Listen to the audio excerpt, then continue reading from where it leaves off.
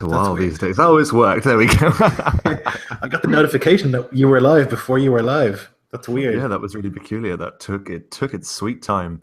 So you're a disembodied voice today, Lloyd. I am, yes. I have transcended my physical form and become a symbol of Odin.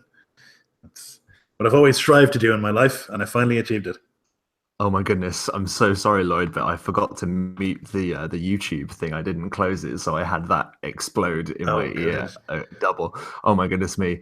There we go. You know, I've been you doing that can a lot pop lately. out the chat. You can, No, you, I do, okay, but I'd accidentally left the window open and forgotten.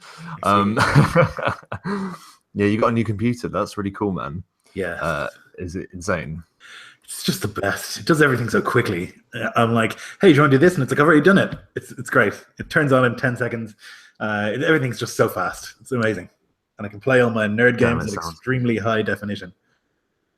absolutely. You can look very, very closely at those pixels indeed. Uh-huh. What was I going to say? I called this Diplomacy and Dragons, but as I was reminded me, this thing. I'm on and off with Matt Colville, but like he does this one really cool thing. He in-game campaign politics because he quite likes like he does the politics side of thing of the game by playing people diplomacy, but in character. Ah, I thought that's actually really interesting. that is interesting. So what? He has a game of diplomacy uh, to Yeah, set what's going on to in his sort of world. determine yeah what's happening in the kingdom and stuff. Yeah. Interesting. That's kind of I mean, cool. I'm not huge on diplomacy. Like I've played it once and or twice, but yeah, it didn't go well for me. Put it that way. I'm more of a risk guy, to be honest. Right. You're too nice for diplomacy, Rob, is the issue. You know? Actually, portray people pretty hard in board Do games. you? Like Good. the Game of Thrones board game, man. Like Yes. I dropped a couple of red weddings on people. Like they just weren't expecting. Yep. I Um, love the Game of Thrones board game. That's probably my favorite board game. I think it's it's fantastic. really good, man. It's Yep. really It's good. like diplomacy, Like but like with added combat, and like added narrative. It's really good. yes. Yeah, yeah, and also in terms of the quality of the thing as well, like everything that you have, like in that Yeah. game, just the stuff that comes with that game, it's just really good.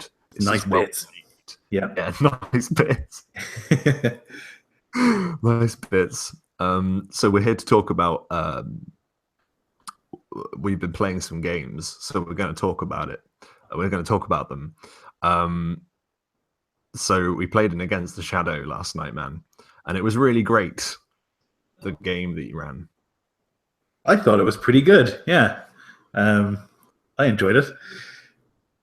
Um, it was another kind of like relatively low prep game. Probably more than it's more than I prepped for Saga.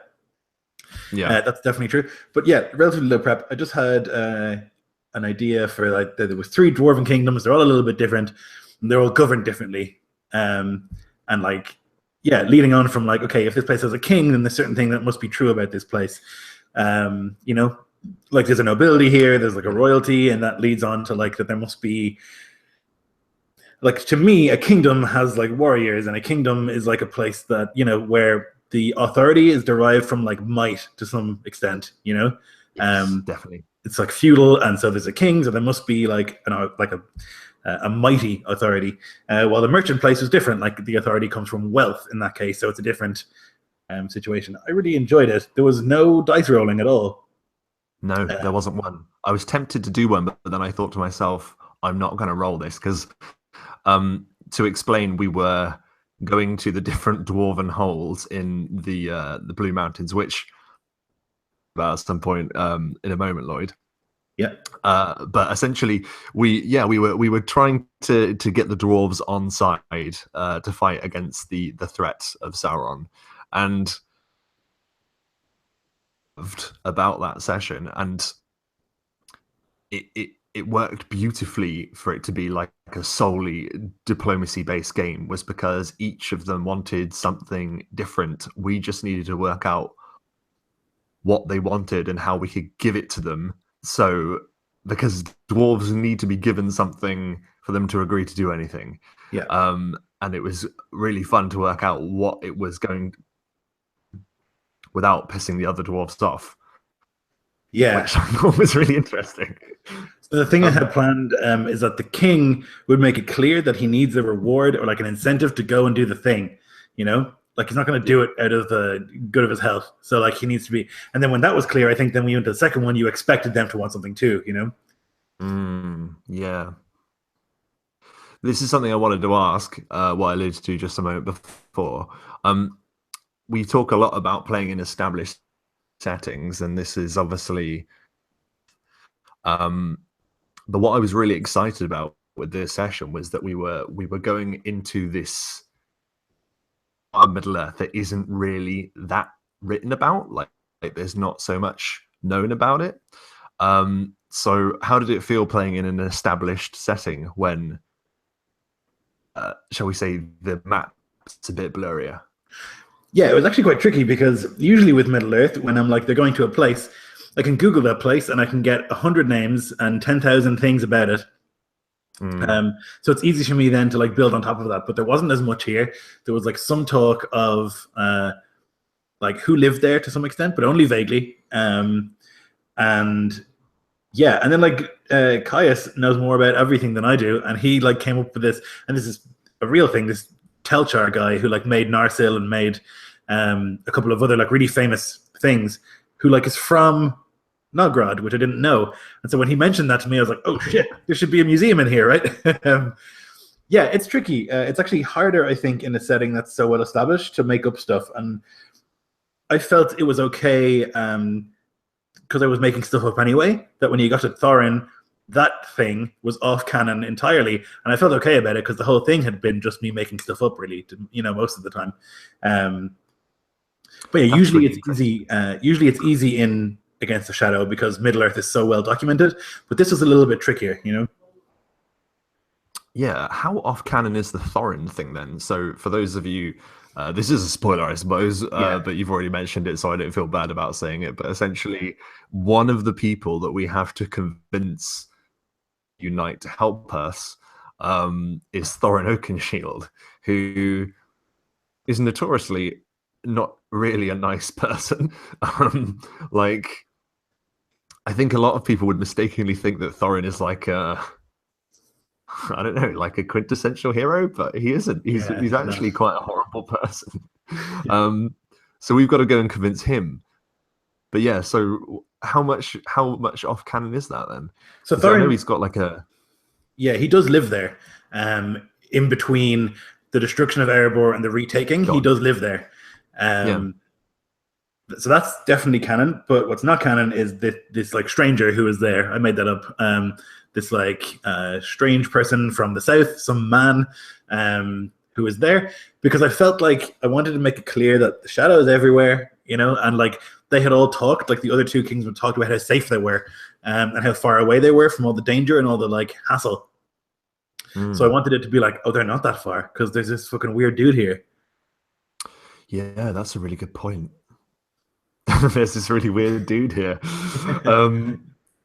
No, that's interesting. I like that you've sort of stumbled into like we've stumbled rather into the missing years of Thorin, because like you hear about him when he's leaving, and then there's a big old gap when he's leaving, when they're obviously exiled and then they go and live up there or whatever.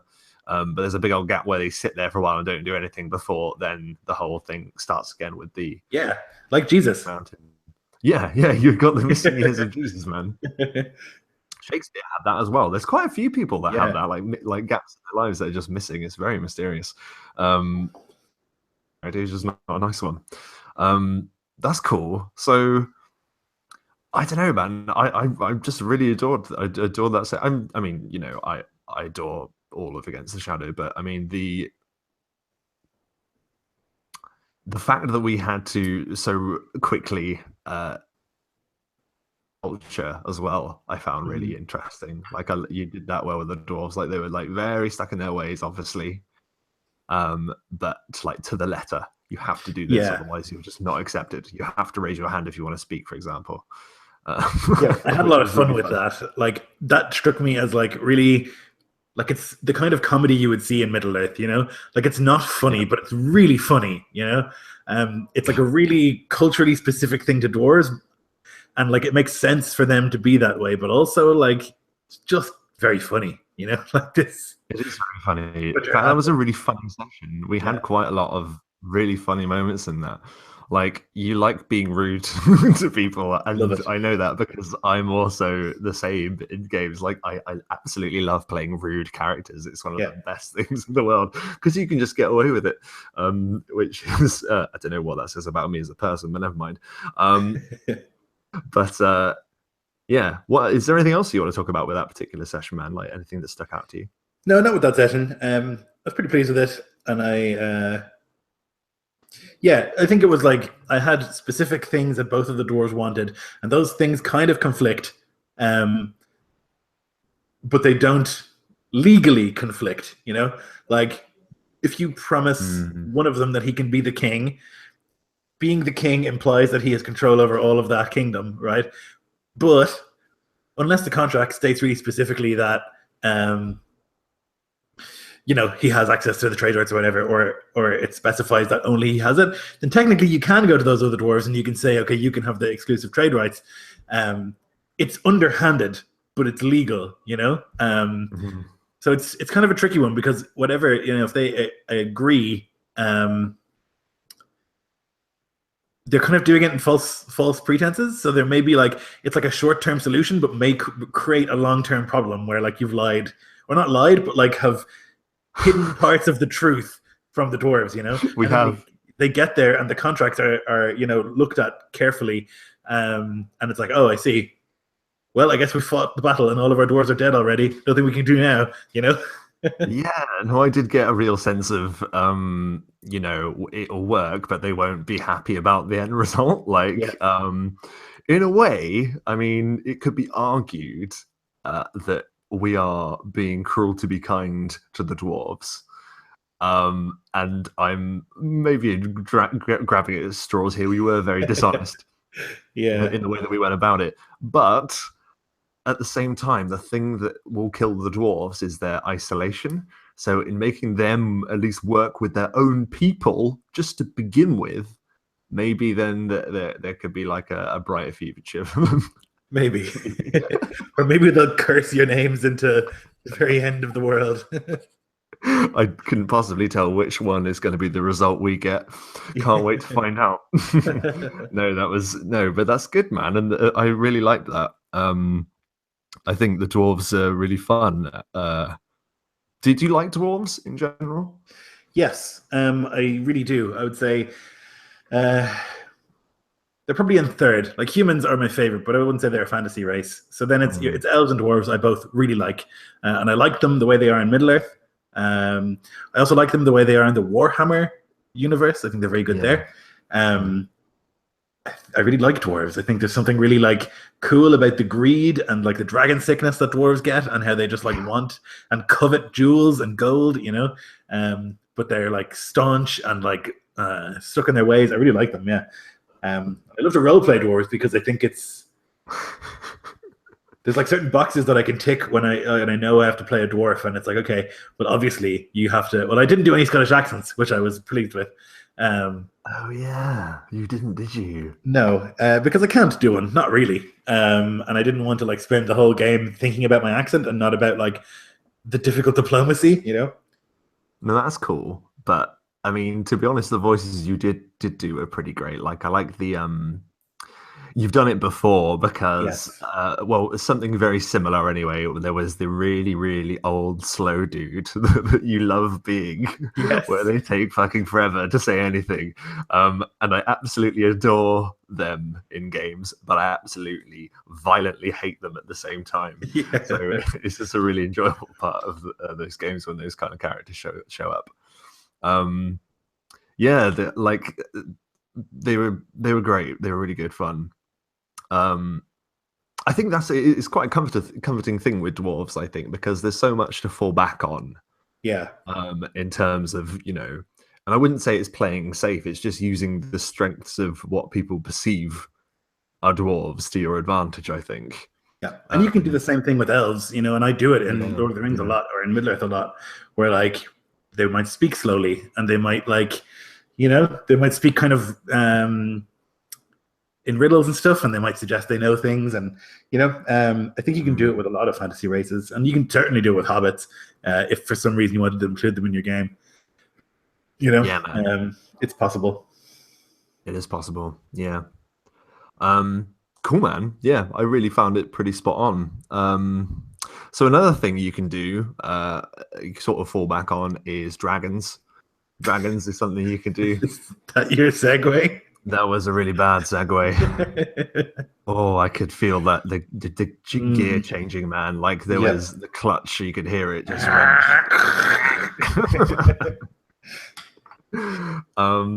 So we had a new character show up in Lore Keepers, which was pretty cool.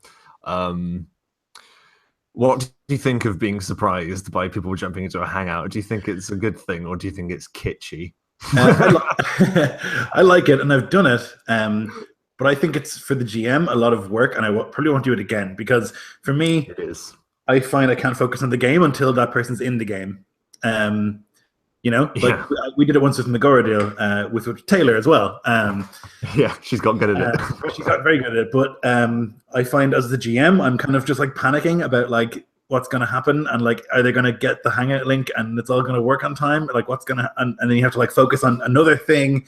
And yeah, I find it quite tricky. I think it worked really well in your game, and I was like walking around during that game. I wasn't like sitting at the table most of the time. And so like I was like standing halfway across the room, and then I heard like Taylor talk because I didn't see, obviously I wasn't looking at the hangout, didn't see her jumped in. I was like, what the where did she come from? Oh, that's amazing. Wasn't expecting it at all. No, that's really cool.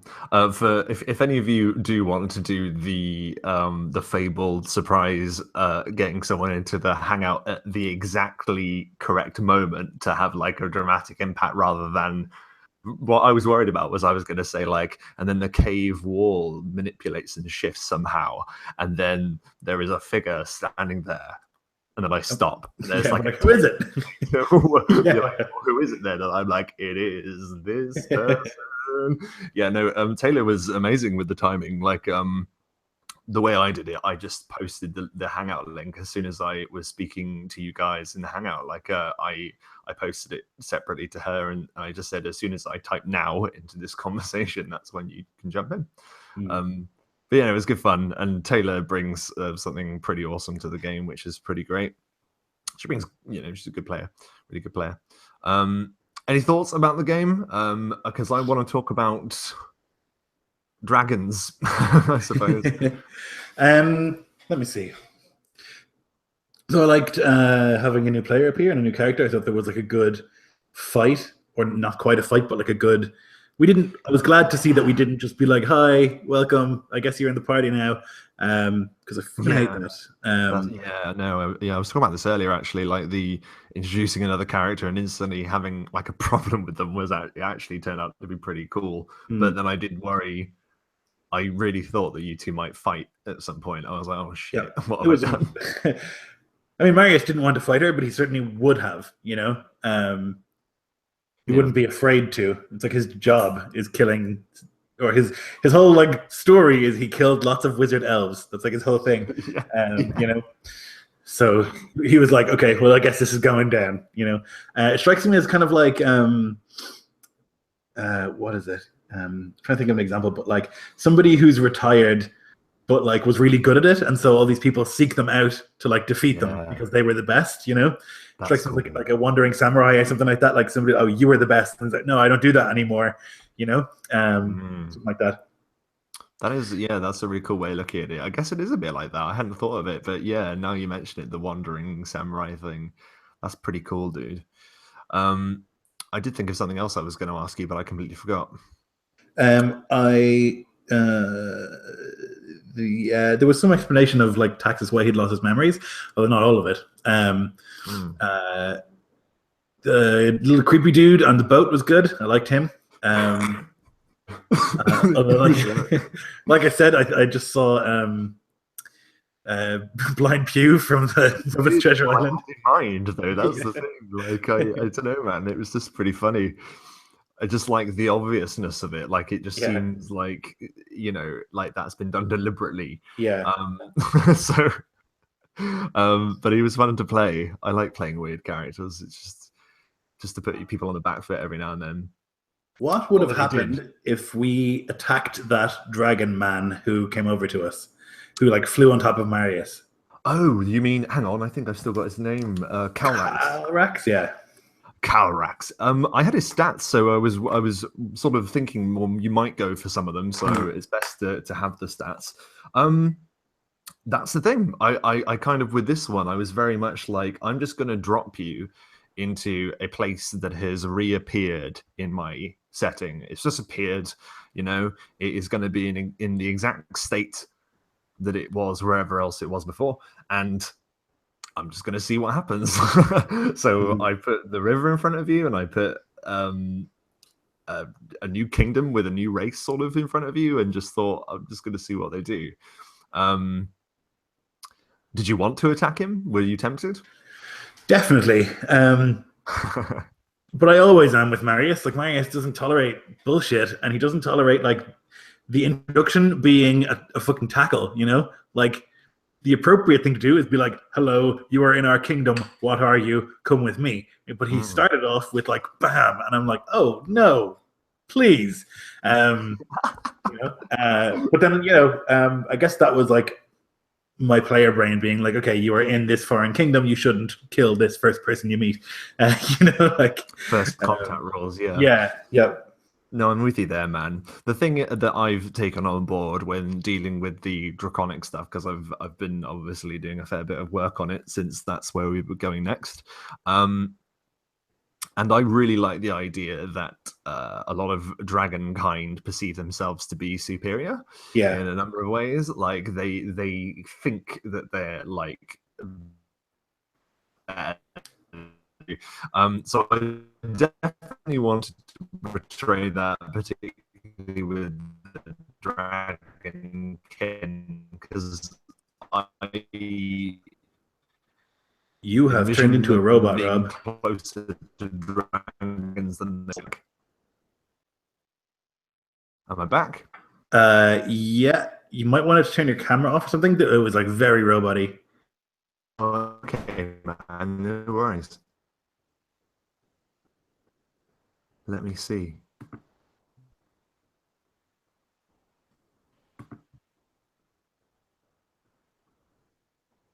Oh, I see. That was not, in fact, turning your camera off. That was leaving the Hangout, Rob. Right. Maybe he'll figure that out.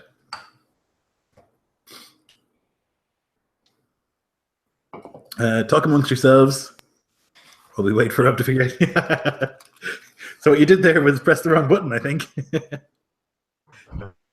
It crashed. Oh, okay. So I don't know what it is. Hangouts has been crashing pretty bad for me lately. Can you hear me okay now? Yes, it's still a bit laggy occasionally. Oh, is it? Yeah. Let's see. Bear with me one moment. There we go. I'm turning down the bandwidth. How's that? Yep, voice is clear. Perfect. Okay. So what was the last thing you heard me garble? I mean, I heard bits and pieces snatched from the ether. But that you had been doing some work on the Dragon King, that they thought they were superior to like lesser people. That's right. Yeah. So yeah, they just like, say for example, meet new people. They were going to demand instantly things. Yes, lagging, Rob. Yeah, really badly. Yeah. Okay. Let's try this. How about this? Is this better? Yeah, it seems better. You don't sound sure. Well, I don't know. It only kind of like kicks in when you speak for a while, Oh, that's really weird. Okay, I'm just going to keep saying what I was saying, and if it lags again, then tell me. If it gets unbearable, we'll stop. Yeah. But so anyway, yeah, they take things. That's the whole point. They view themselves as superior beings. And am I sounding good? Am I okay? Seems to be hanging in there. yeah, I kind of just lost my flow now, to be honest. But essentially, yeah, they that you nailed it on the head actually in the session, because in bringing you to their capital was sort of like a victory for him, and he was showing off. And you sort of said, "Are you treating us like a prize or something?" Yeah. Are you under the impression that you defeated us because you didn't? Yes. Yes. But in a way, I think he thinks that he did. Yeah.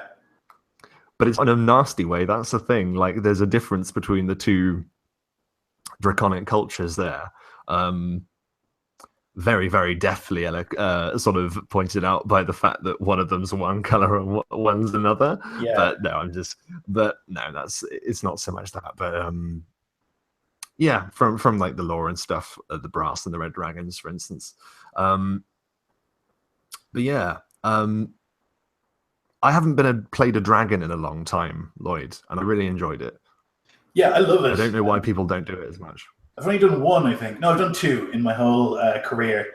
The first one was like a baby, not a baby, but it was like a young adult, you know, just between Wormling and young. And so it didn't have that same feel, you know, because it's not an ancient dragon. And an ancient dragon is just like it's God, right? It's a god, basically. Yes, it is, yeah. It's like an immortal creature. In my mind, they're immortal. Like, I guess they do have an age span, you know. But not one that counts, really, because it's that long. Yeah. Thousands of years, you know.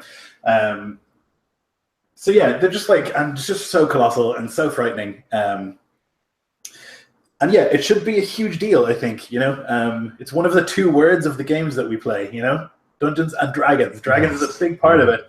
And I don't see a lot of dragons, and I think that's good, because if you use them too much, I think they lose their wonder. Yes, I agree. But when you do see one, it should be like a fucking huge deal, you know? It should be frightening, very frightening. Yeah, I think they should be. Beyond, obviously, yeah, they're above all other kind in their opinion, but they're also super smart. They're super powerful. They can basically do what they want.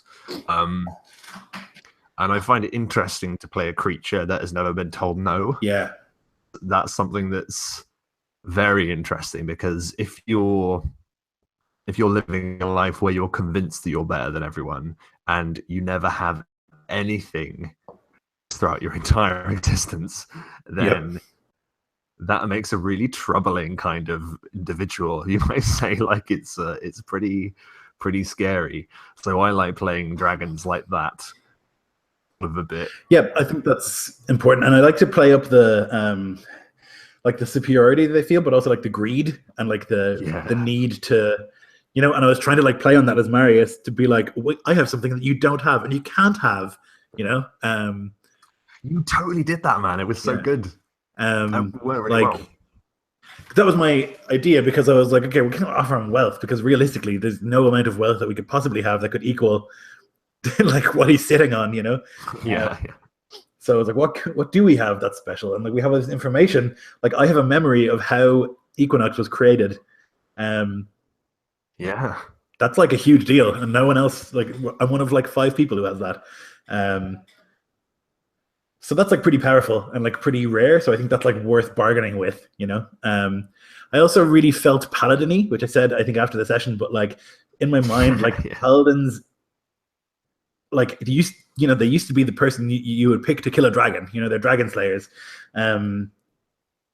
Because I mean, I guess mechanically they used to be really good at it, because they used to have like immunity to fear and stuff. And I guess I get that down the road somewhere, but like, they're very good at dealing with dragons. And it's like, in my mind, the knight who like goes and the dragon breathes fire and he holds it away with a shield and stuff, you know, like it's very traditional D&D, and it felt that way because Marius is the one who wasn't afraid,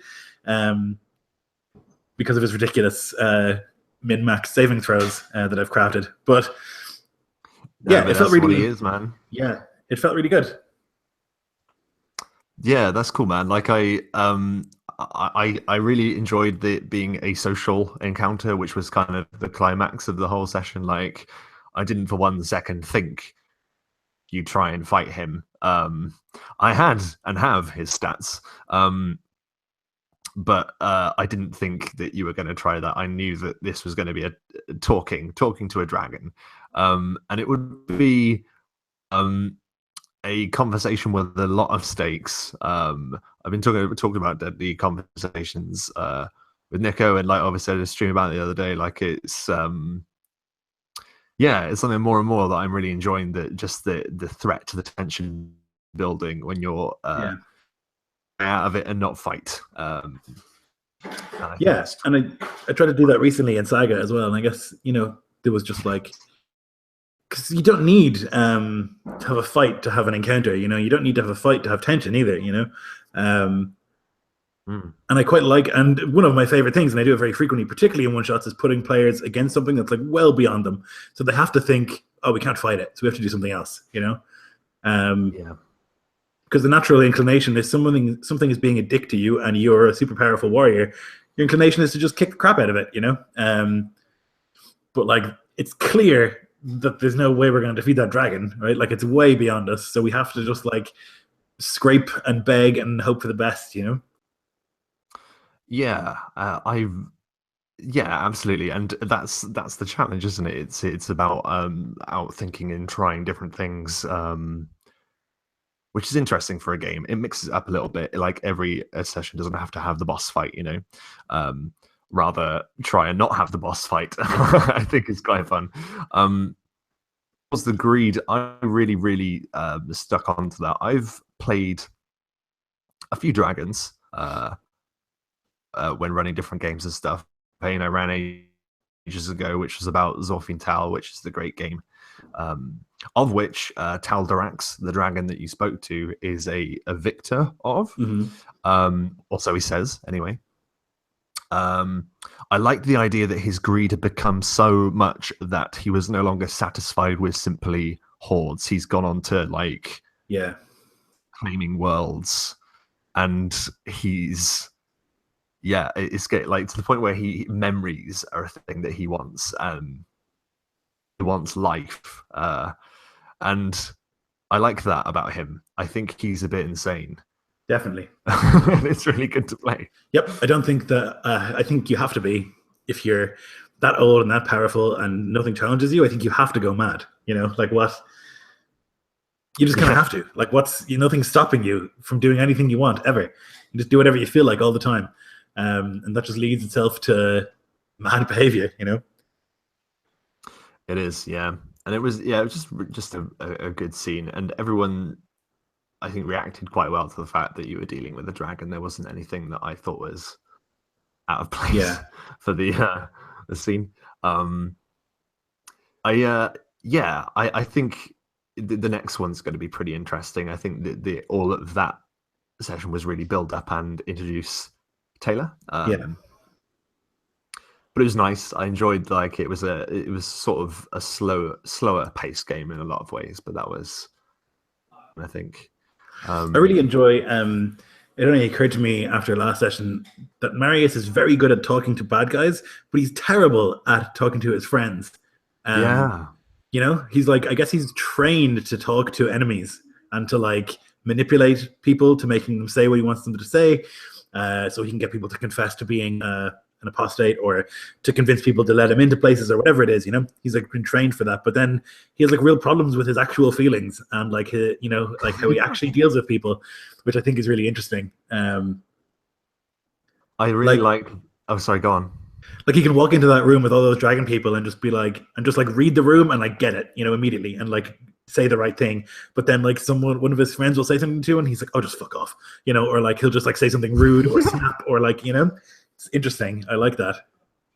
I really like that too, man. That's a very, very good observation. Did you find yourself doing that sort of automatically then, or is that a conscious choice you made when playing Lawkeepers? A little bit of both. I know that Marius, like mechanically, he's very good at talking to people, but also like I think that it's natural that he would have been trained to talk to enemies. But it's just something that I found is that I'm like good at talking to NPCs. Like I think that Marius is good at reading a situation and saying the right thing. Definitely. but not always. Like not when it's his friends or people who are close to him, because he doesn't quite understand them properly. Um, Particularly with this new person, he was like, okay, well, you may be an enemy, so I'm just going to say shitty things to you to make you attack me. That was the interesting thing. That's the moment that I got from that game is that like he turned around and he was just like, I'm fucking trying. Yeah. You know what I mean? Yeah. I know I've done terrible things. I've murdered people. I've butchered people, but I'm trying to do the right thing. Get off my back. Yep. Yeah, it's interesting. And it's good because she at least has quite a lot of reason to be annoyed at you, I suppose. Yeah. But and again, it wasn't just you. But yeah, it's one of the things. It's like, is it directly Marius's fault? Like he has killed lots of elves. He was involved in that, but like he didn't give the orders. It wasn't just him. This is why I'm very excited about the eventual return to the witch hunters at some point. Like they're not gone; they're still out there. So that's going to be interesting, I think. Yeah, they're cool. I like what they've become, the witch hunters. They seem pretty scary.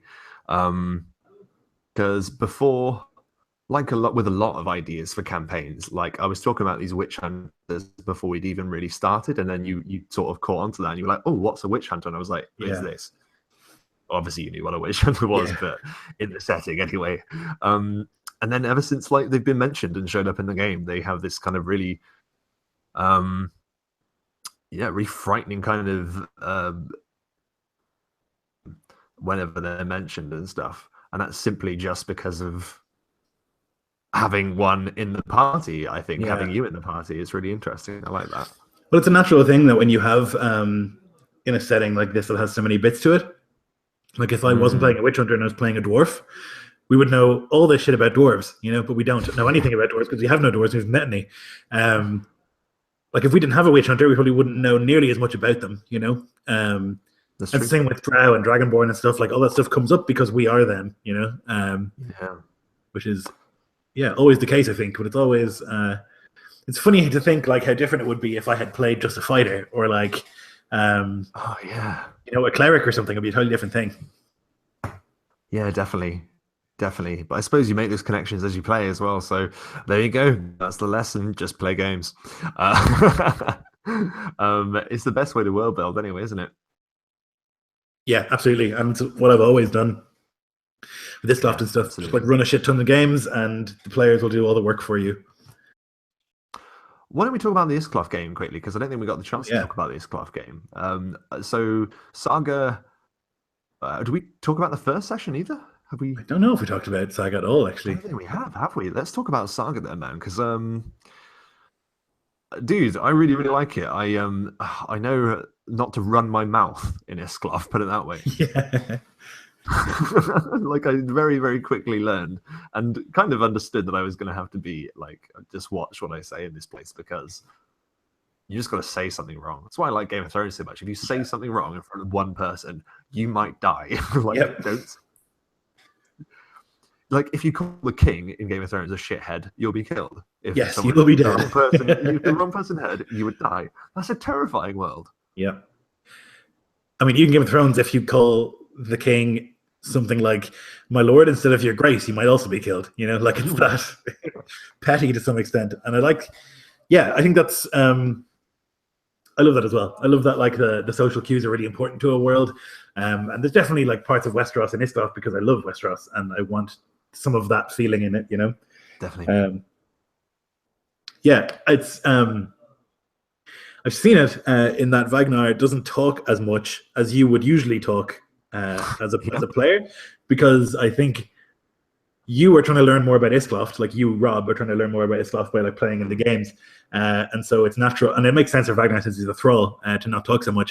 So it's kind of like natural that you would like sit back and like watch and hope to learn, and it makes sense for Wagner too because he's like from a different culture, kind of, Definitely, that's what I'm really enjoying is that he isn't like as outspoken as Faroth, I guess. Like he's more.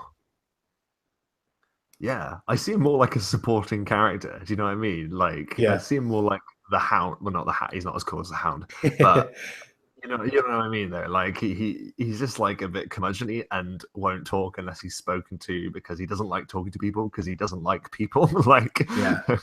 and I find that really enjoyable to play. What's funny is that he's kind of the muscle, even though he's like a rogue, right? Like he's not the muscle. Um, Yeah, that's but a he really good point. is Actually. like he's an Iskolfin, and so like the reputation makes him a muscle.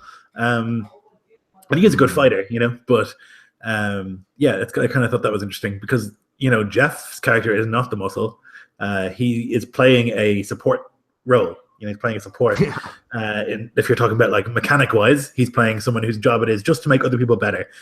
And it's kind of interesting because when Nico left, you don't have a frontline person anymore, and like whatever about it is a role playing game, but it's also a game, and I really believe in that stuff. And so you don't have a really um, We don't. you don't have a mechanically We great don't. party. Like the party is not very good mechanically, which Oh is God. way more dangerous in Iscloff than other settings. I think Oh, I didn't even think of that. Yeah, yeah. you're absolutely right. You don't have a fighter or a barbarian. You don't have a frontline person. So everyone who, God, like all of you, are like potentially quite squishy, and if you get hit, you could die. Um, you know. that's nuts. Yeah, I hadn't even thought of that. Like he did well, and this is another thing that I wanted to say to you about the Outlaw is yeah, they are a glass cannon, I think, because they can put out quite a lot of damage. If they isolate an Yeah. opponent, like in that duel, I was able to just keep getting that extra damage. But at the same time, and hit like a whole bunch, I'd just be dead. Like that'd be it. Like, um, yeah, it only took a few of them, and he would basically down me. Yep. Yep. It's It was scary. It's insane. so scary. It doesn't take much at all. And like this other thing is like taking away players' weapons, and like the total unwillingness of like yourself and Jeff to give up your weapons was very funny to me, and for good reason. Yeah. But that's So you sorry, I'm go. gonna ask because I remember that happening, and what was going through my head was basically, oh, Lloyd is thinking that we don't want to give up our weapons because it's that playery kind of thing to do. Like, do you know what I Yeah. mean? Yep. Like, players never leave their stuff anywhere. And if their stuff is taken, then they get really pissed off about it. Yeah. So it is that thing. It's always that thing. So I didn't want to be like, but then in Iscloft, everyone would just agree to do that. Do you know what I mean? Or Yeah. I didn't know whether we were being like tricked. Do you know what I mean? Yes. Yep. No, I mean that's fair. Like yeah, I guess it's another cultural thing. Like it is normal, I would say relatively normal to like in a hole where everyone is getting drunk, not to have people armed, just for like obvious Okay. reasons, you know. But it is a weird thing when you come and visit, and you're already on edge that they're like, okay, put your weapons away. You're gonna have to hand that over.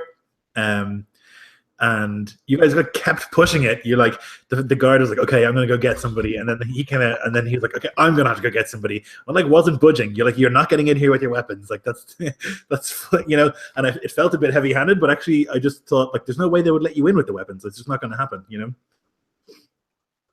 Yeah, and it was very enjoyable. It did get to like a comedic kind of level where it was like, okay, can everyone just agree that there isn't going to be a fight and we should just probably just hand over our weapons? But then Yeah. I kept two of them anyway. Yeah. Which I'm glad I did because otherwise I'd probably be dead. Yes. Yep. Very possible. Yeah, We I need really to talk liked. about... Go ahead. No. You say what you like first. I just really liked that session and the weirdness of it, and I thought it worked well as a two-player session because we didn't have two of the other players. So Yeah. I kind of had to think of like a way to have a session for just two of you that would make sense, and think of reasons for the other people to stay behind. Um, and it felt correct, like it felt like it fit, um, to me anyway. Yeah, It was really good. I did enjoy the fact that I would have been very happy if it had been all of us in the same session, but I it didn't feel like we were missing people to go on that Yeah. mission. Do you know what I mean? Like it Yeah. felt right for us to be doing it. And Wagner basically just saw it as an opportunity to be like, look, mate, I could be doing more here than just digging a trench, you know? Yeah. Yep. But he doesn't want to say it, but he can say it with his actions, which I quite like the philosophy of, like, do it. Don't just talk about Yeah. it. Just do it. That's his. he should be sponsored by Nike. Yeah. Yeah, I think that's kind of Istoft in general. It's like try to not mince your words and just like do the thing. Don't talk endlessly in circles about something, you know? Yeah, definitely, man. Yeah.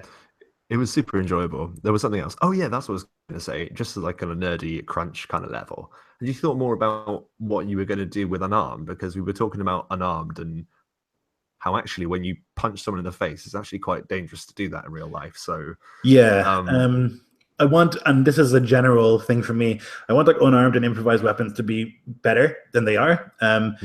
In a setting that has no or very little magic, I think, and also a setting where like equipment is really expensive and it tends to break. There's going to be a lot more unarmed combat and a lot more improvised combat. So I might just do a thing where you can roll a d4, and maybe if you're a barbarian or a fighter, you can roll a d6, something like that. Yeah. Because I don't know. Like I feel like you can like kick a guy in the head and kill him. You know. You easily could. You know, like you easily could. Yeah, you know, and like knee a person hard enough in the groin and they might just die. You know. So brutal. Like it's really brutal in our combat. And especially yeah, I think hit someone with a chair, like geez. Yeah, or a fork. You know, or like you know, there's so many like things, or smash a bottle over their head or whatever it is. You know, there's lots of things that you can do to somebody which isn't a short sword, but still very brutal and really effective. You know. So yeah, I don't know. Like I have been knocked unconscious before, and like I didn't get stabbed. You know, like I just got punched in the head and then I fell down. God. So I think it's I don't know. I think it's I want to move it in more. I don't know how. Like there is no monk. I guess the Ulfhednar is the closest to a monk. I don't know how much I want to make a class. That's about unarmed combat because I don't think it fits because to me it is more effective to stab a person than to punch them. You know, almost always. Yeah, I think what the reason why I think it's as weak as it is in 5th edition is just for the fact that there is a class, the monk, that they need to differentiate between like the way a monk fights and a way just a normal Joe fights. Like, and that's changed. That's changed for 5th edition. It never used to be like that for 3.5. Unarmed, you just got insane bonuses on unarmed for being a monk, right? But now in 5th edition, it's a totally different way of doing things. So if you're not going to have a monk class, then you may as well, so that bad boy a bit, make it a bit more punchier. Literally, someone in the chat just suggested start everyone off with the Tavern Brawler feat, and that might be a thing that I could do for the martial classes. So if you're a you know, any of the martial classes, basically anyone except a Sather, I guess, could start with Tavern Brawler. I wouldn't call it that. I would call it like, I don't know, Rough and Tumble or something. But like everybody has varying degrees of effectiveness at unarmed combat, but everyone is effective at it. You know, so that it's not a last resort. No, I agree. Well, no, it should still be a last resort, but it's like it's still competitive because I like the idea of like picking up a chair leg and smashing somebody with it, or like you know, smashing someone's face into a table or whatever. Like that would feel Isklofty to me. Yeah. Like the scene, and I mean to compare it to Game of Thrones again. Like there's a scene in Game of Thrones. I think it's series 4. It's when the Hound is with Arya, and then they have that really long scene about eating every fucking chicken in this room. Yeah. And then this fight happens, and it's all kinds of brutal. It's all sorts of like smashing people into walls and stuff, and like pushing someone's head into a dagger and stuff. Like you want it to have like that kind of. Jeff Doty says in the chat, watch MMA. One solid punch on the chin will drop someone if you have good power and a touch technique, which you absolutely would if you were from Viking culture, I'm sure. Yeah, I mean, there's martial arts and stuff for Vikings. I can't remember what it's called. Um, but there is a martial art that they used to practice. And Is it still practiced? Yeah. Like, do people? yeah, I think so. Ooh. That's really cool.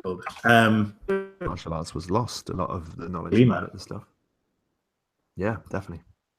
Yeah, so yeah, I do want there to be mechanical benefits to unarmed fighting. I want to make it competitive or at least useful. Because currently, 1 plus your strength modifier, I don't know, that seems pathetic. So maybe I'll say that it's just in general, it's 1d4 plus your strength modifier.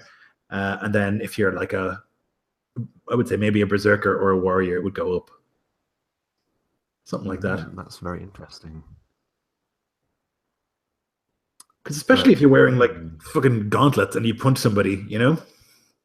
Maybe that's what you say then. Maybe if you're wearing gauntlets, it goes up. Yeah. Because you'd be wearing gauntlets anywhere if you're a berserker. Oh, well, no, actually, you don't wear armor as a berserker, do you? That's interesting. Maybe I could do it by how much strength you have. Feels a bit crunchy. Yeah. But like if you have a strength of like under 16, you do a D4. Over 16, you do a D6. Something like that. Yeah, that's a great rule. Actually, I think, mate.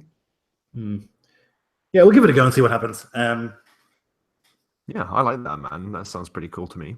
Worth a go. Crunch every now and then. It's like one-off crunch. Once you've worked it out, and you have it written on the character sheet. Like it's not like you're doing more in the actual game. Yeah.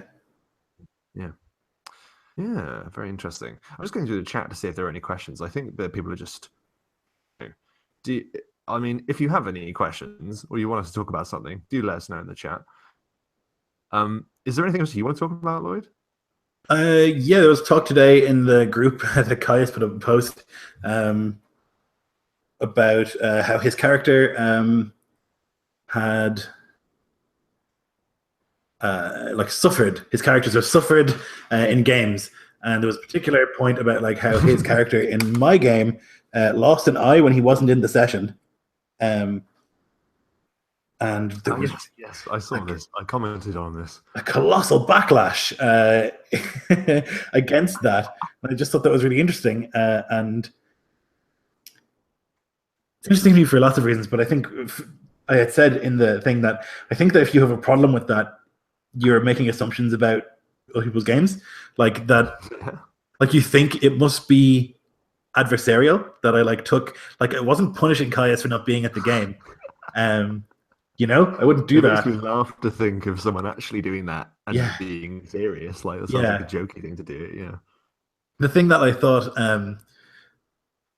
it seems to me that if you're not at the session and your character somehow gets a free pass and isn't attacked, it's actually punishing all of the other players for being there. You know what I mean? I do agree. Yeah. If his character's not there, then the chances of you being hit by enemies goes up. It's from 1 in 5 to 1 in 4. You know, so yeah, I don't know. It seems strange to me that people had such a problem with it because I mean, of course, his character is there. Where is he going to go? You know, and if he wasn't there, then the other characters would be like, "What the fuck?" Yeah. Like they were literally fighting for their lives. They just got off the side of a mountain, nearly dying of hypothermia or gravity exposure. Yeah. And we were on our last legs. If we didn't have Caius there, we probably would have died. Or rather, his character there, we would have died anyway. So, I know obviously I'm giving situational sort of reasons as to why it was a good thing that it happened, but I think just generally as well, the idea that there's a character, it's like an NPC. If there was an NPC there and took no damage or didn't have anything happen to them whilst they were with me, I'd be like, what's with the plot armor around the NPC, you know? Yep, for sure. What's going on now? There's also an implication that some sort of punishment like that or that injuries on that scale, taking the eye of a person who's a missile character is unfair.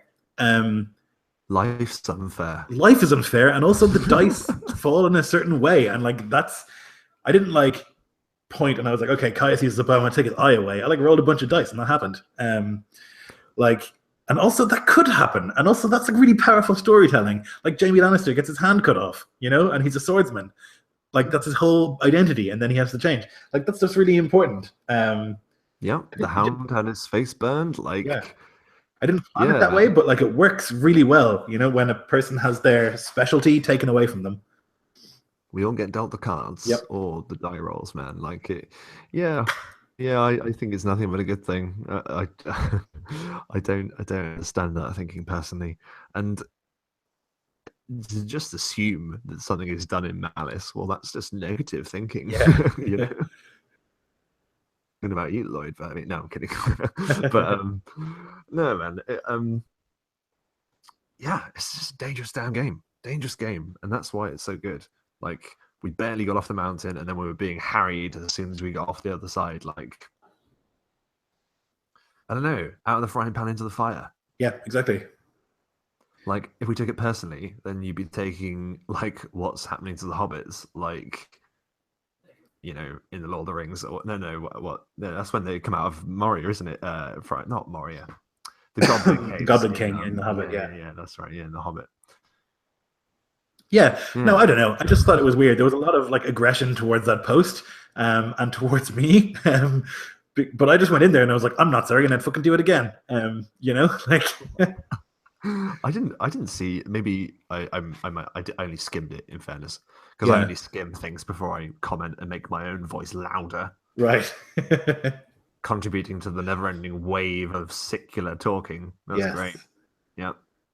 That's what it's all about. That's what it's all about. I think I want to put a compilation of all of our Dyer's Cast material, Lloyd, from the podcast that we used to record, but then decided it was better to do it as a stream, and put the stream stuff together as well. And then there'll be a quote from me, which is "Life's hard," along the bottom, like, and you know, something similar from you just to sell it. I think, that sounds fun. Life is difficult. That's the advice that you should take away. Stop whinging. Stop whinging. Yeah, that'll be yours. Yeah. Strap on a pair. Cut that shit out, man. Play like you got a pair. Come on. No, it's interesting though. I'm glad it happened too. I mean, I might not be saying that if it happened to my character. Well, my character's been badly scarred, but I think losing an eye's worse. Oh yeah. Yeah. You know. Anything else you want to talk about, Lloyd? No, I think that's it. I've done my rant. I feel pretty good. Yeah, man. I think worthwhile talking about. I don't think we have any questions in the chat, to be honest, but everyone seems to be having a really nice time. So I think we can just leave it there, I think. Yep. I don't see anyone asking questions of us at all, but that's fine. Oh no, there's one good thing we can talk about. So go back to the unarmed thing. Daggers. Lloyd, do you think daggers need to be more powerful than in that case? Yeah, Jesus. Absolutely. I feel like everyone, point, isn't it? Like literally everyone, every warrior ever would have had a dagger with them. And yeah, they would do more than a D4 maybe. I don't know, or maybe high critical. That's another thing that Taylor suggested: high critical or lower critical threat range, depending on how you put it. Yeah, I mean, you're talking about like I guess the dagger is for up close, right? So you're not going to use a longsword when you're standing right next to someone. And so you take a dagger out and you stab them in the eye slit of their helmet or something, you know? Oh, shit. It's tricky, though, because you don't want to get too granular with your combat in D&D because it's already pretty long. Yeah, that's true. But you might say that it, like, ignores resistance to piercing? No, I don't know. You know what I mean? Like, if you have... it's hard to explain. But the dagger is good for finding gaps in armor, you know? Or a duel when you make a good parry and then suddenly the dagger's out and then attacking from a different direction. Yeah, man. Can't predict. It's much harder to block a dagger swipe than it is to block a sword strike. Well, unless you're unarmed, in which case you're fucked anyway. But never mind. But yeah, man, that sounds cool. You know, think about that maybe for the next 6 o'clock game. Yeah. How are you finding that? That's all right. Let's wrap out with this then, Lloyd. How are you finding because you're obviously putting together quite a lot of stuff for Iscloth now. Quite a lot of it's coming together. How is playing Saga helped that situation at all? Have you changed anything because of it, or? Not from Saga. I did play in a game recently that Nico ran, and that had some stuff in it that I was going to change. From Saga so far, it's just really good to get a feel for how it all works with the new mechanics, you know. And so far, it seems to be going pretty well. Nothing has like struck me as mental. What has struck me is that the Seidr doesn't feel different enough to a normal caster. Currently, it feels like a caster who's not very good at casting, right? Like it feels like a spellcaster who doesn't have a very good selection of spells and isn't very good at casting them, which is not good. Because I played a 6th level one the other day in Nico's game, or even 7th level or something like that. We were very, very powerful. And I was mechanically useless when it came to a fight. I was very good at, you know, scaring people and whatever else, but when we were fighting monsters, there was nothing that I could do. But I guess it was a specific situation because all of the things we were fighting, all of the magic that the Saith Kona has is like fuck your brain up, you know, like make you afraid, make you see things. So maybe that's what it was. But I know that the Seidr needs more work, and I know kind of the direction I want to take it in as well. From having Taylor play one and then myself play one recently, I think, you know, that's been really helpful. I think that the war leader probably is a little bit stronger than it should be, which is what Jeff is playing. It's probably a little bit better than it should be, you mean, or did you say stronger than it should be? Yes, yeah. I think it's probably a little bit too effective. Now you do need. It's only effective if you have other warriors. You know, it's only effective if you have some scary people who are good at hitting things. Yeah, that's true. If you don't have those, you're kind of fucked. But you will have those unless you've, you know, made a terrible party like you guys have. But even your party is like well capable when you have him with you. Like he can just be like, here, you do this, you do this, you do this, and you sneak attack the shit out of people. So I think that probably needs work. But yeah, it is really useful to cut my rant short. I thought we did quite well putting our party together. Thank you very much, Lloyd. I thought you were going to be really useful. Yeah, but then a fighter vanished. Then a fighter vanished, man, yeah. There is a question here that Jeff asked, which I think is worth looking at before we finish. Question related to Saga. There's a huge difference between your knowledge and ours in regards to legal, moral info, and that made negotiating really challenging. Do you think there's an issue here? If yes, how would you fix that? Or is it even possible to fix it without players just extensively studying?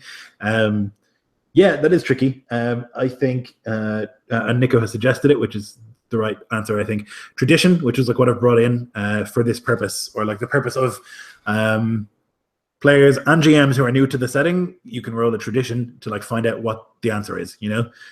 Is it okay to do this? Is this legal? Is this correct? Is this like morally correct? And then Tedder said passive tradition, that might be really good to have. So rather than rolling it all the time, what's your tradition? Okay, yeah, I can just tell you what the answer is. You would know that, you know? That's a good idea. That's a really good idea. A passive tradition knowledge. Yeah. And I suppose then you could build on that. So perhaps you could have, I don't know, this is just like throwing an idea out of my head, but like you can have feats and stuff to build on that. So you can be, look, I've got this feat because I was raised in a certain background, so I'm instantly going to know more about, yes, you know, the culture and stuff and etiquette. Maybe you can build a character around it, a class around it, even, man. I mean, like, I really like that idea. There is a what was I going to say? It's falling in my head. No, Mastermind. There's like an old where you would have like knowledge and then brackets a thing, you know? Oh, in 3.5, yeah. Is that what it is? Yeah. So it would make sense that like you start with traditions, your culture, you know? Traditions Gunlander if you're from Gunland. Yeah. And if you're a Seidr, then you have traditions, your culture, and traditions Seath or whatever, you know? Yes. That could be cool. Yeah, that's a great idea, and if you're a warrior, you have traditions warrior, and if you're, you know, that could be something. That could really be something, man. Because traditions is like, it's helpful, but it's also vague. It just means like, what do you know about traditions of the world? Okay, yep, that's going to happen. That sounds interesting. That's really interesting, man. I really like that. The only other thing I was going to say was in terms of the Sather. Sorry, I always fucking fuck that No, it's name all up. good. Is it Sather? Stay there. Yeah, so it's like Sather. stay there. Yeah. Yeah, I got it. I get there eventually. I always Yep. mess it up. But in terms of that class, have you considered making Locrius play one? Because he will push what how spells can be useful. Do you know what I mean? Yes. Yeah, that's a good point. He played a fat merchant in the other game that we played recently. He was in that game where I played the Saith Kona, and you wouldn't have seen that game, but there was a No, I didn't see ritual it, no. that I went through. I was playing a Saith Kona, which is like the overtly magical one, you know, the one that's like a witch, like an obvious witch, and they like flaunt the fact that they're powerful. And she came to this village because her son had died. The son lived there, and she found out, and then she basically walked in, and like it was the day where you could ask, like the day of my daughter's wedding kind of thing, you know, where you could ask the Carl for whatever you wanted. That's so rad. And she was like, what happened to my son? And he was like, oh, you know, he died. And she was like, why, how? And he wouldn't answer, and then she like did this big thing to like make a big show, and she was like, I'm going to go speak with him. And they were like, but he's dead. And she's like, I know. And then she like went out to the barrows, and then went through this ritual, which was just awful. Like she had to like dig up the body of her son, and then she had to like lick the corpse from head to toe. And while she was doing that, she had to like shout for Loki to like bring him back. And then when the son like began twitching and like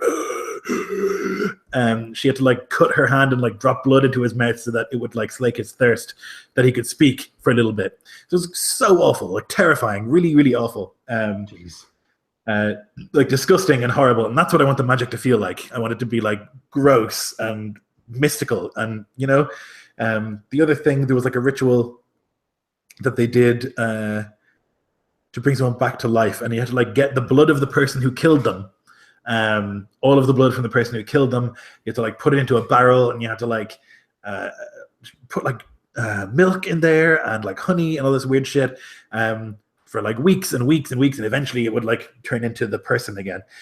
Just like bizarro, weird black magic metal stuff, you know? Yeah, man. That's the kind of magic I want for Iskloft. I don't want it to be like, and then I cast this spell and I wave my hands around and a thing happens. Like I want it to be like, oh God, she's casting a spell. Like there's a reason that people are afraid, you know, of the magic users. That's a really good point. A lick and a Loki. It should be gross. Oh man, no, I really like that. The man, you need to watch The Witch. I keep telling you to watch The Witch, and you won't watch it. No, I'll get around to like it. what you're saying, man. Like, oh man, filthy witchcraft, like of the basest kind. It really fits, and yeah, you're right. I think it does. Again, it's another thing that I like, that if you're going to play this class, people aren't going to like you because what you do is horrible. Yeah. You know, it's like the outlaw. Like people aren't going to like you because you're like a oath-breaking asshole. You know, like the baggage that comes with all of those classes, which I really enjoy. Yeah, if you want to have an easy time, play a warrior. You know, like that's. If you want easy time, don't play in Iskloft. Yeah, that should be the tagline. If you want to play Iskloft on easy mode, then you can play a warrior or a berserker. That's a great way of putting it. No, I don't think it's easy being. No, it's not. Iskloft, to be honest. Like, I think it's but at least people will like you. You know, that's very true. You could go far. You play a Gunlander warrior, then you're pretty set. That's yeah. In fact, that's probably the human fighter of Iskloft. Yeah. Cool, man. I think that's yeah. That's it. Yeah. I'm really excited about playing Saga again. When's Saga next? It's next week, isn't it? Next right Tuesday? Here. Are you here? We should talk about this off air. Yes, we should. But anyway, for those of you who watch, thank you ever so much for watching. If you like this video, give it a like. If you'd like to see more like it, give us a subscribe. Us a subscribe, I suppose. We're a team now, I guess. Yep. Or not. We're all friends here, or we take easy. Just accept that I'm winking. I'll do this. You can't see me. This is me winking, turning my camera on and off. Okay, bye. See you later. I hope all of your performances are up to standard. Bye. Bye.